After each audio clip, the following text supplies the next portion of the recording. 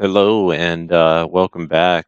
I just wanted to share a little helpful tip uh, that I found useful. I picked up a Harbor Freight needler, pneumatic needler from Harbor Freight, obviously, for I think it was like 20 or $30. I can't remember. There's a couple of different options that they have there. I went with the less expensive one, and it seems to, pound right through it, no issues. Um, the issue that I was having with it was there's a trigger on the side of it that you depress down to push a pin down, of which releases air into the tool, which, gets the tool going.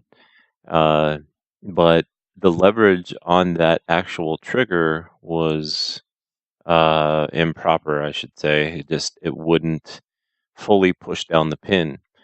So what I ended up doing was I removed the uh, pin that holds in the trigger. You'll see, when you see one, when you get one, or if you look it up or whatever. And then I just put a little dent uh, in the space where the uh, the needle makes contact. Um, I'm sorry, where the trigger makes contact with the pin that releases the air uh, into the tool. So right here is kind of what I'm trying to show is, well, hopefully it'll be helpful for you guys. That little used a center punch or a hole punch, and I just push that piece down. There's a pin right there underneath that trigger, and it helps push that pin all the way down, giving you full power. And yeah, it just annihilates, uh, the coating. It actually makes it look like that would be something I could scrape off with a scraper, but nope. Tried that.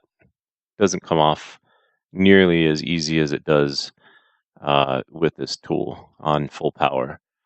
And obviously, it's loud, so put your PPE on, including eyewear.